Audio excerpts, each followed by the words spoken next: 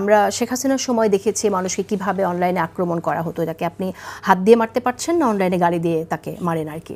তো এই চলটা এখন কিভাবে আসলো, আবার এই প্রবণতা কেন আসলো দলগুলোর মানে আমি সমর্থকদের মধ্যে? আমি আমি আসলে সায়ানের সাথে একটা ব্যাপারে একেবারেই দ্বিমত পোষণ করি। ওই থেকে আমি শুরু করি যে আমি কখনোই মনে করি না, আজকের থেকে বলছি না, আগের থেকেই বলছি যে ফ্যাসিজম কোনোদিন সংবিধান মেনে আসে না। সংবিধানের কারণে কোনো দেশে পৃথিবীতে কোনোদিনও ফ্যাসিজম আসে নাই। কোনো দেশের সংবিধানে লেখা থাকে না চলো আমরা ফ্যাসিস্ট হইয়া উঠি। হ্যাঁ, একটা দেশের মানুষের মধ্যে ওই প্রবণতা থাকে, এবং আমাদের দেশের মানুষদের মধ্যে প্রবলভাবে ফ্যাসিস্ট চিন্তা ভাবনা রয়েছে। এবং শেখ হাসিনা চলে গেছে, কিন্তু যে ফ্যাসিস্ট চিন্তা ভাবনা, যে মানুষকে অপদস্থ করে অপমান করে যে আনন্দ, এটা এটা তো আসলে আমাদের মধ্যে রয়েছে। আমি আগেও বলেছি যে আমার জীবনের প্রথম মানে একটা অভিজ্ঞতা হচ্ছে কি এরকম, যে আমি একটা বিয়ের দাওয়াতে গেছি, সবাই মিলে একজনকে পিটাচ্ছে। আমি তখন 3 না 4 বছর বয়স, একটা চোর ধরা পড়েছে, পিটাচ্ছে বিয়ের দাওয়াতে। এবং এই প্রবণতা আমাদের মধ্যে প্রবল ভাবে উপস্থিত, এবং যে কারণে আমরা ফেক অ্যাকাউন্ট থেকে করে এই জিনিসগুলো করি। এবং আমি এটা খুব ভালো করে বুঝি কেন জানেন, যে আমি আসলে সব দলের গালি খাই। মানে আগে আমি ছাগু ছিলাম, এখন আমি রয়্যাল এজেন্ট হয়ে গেছি।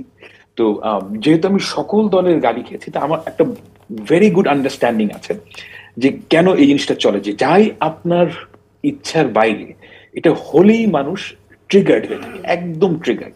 মানে কেউ কোনো কিছু শুনতে চায় না, একটা রিজনড আর্গুমেন্ট শুনতে চায় না। একেবারে যে শুনতে চায় না তা না, অনেকে আছেন সেটা করেন।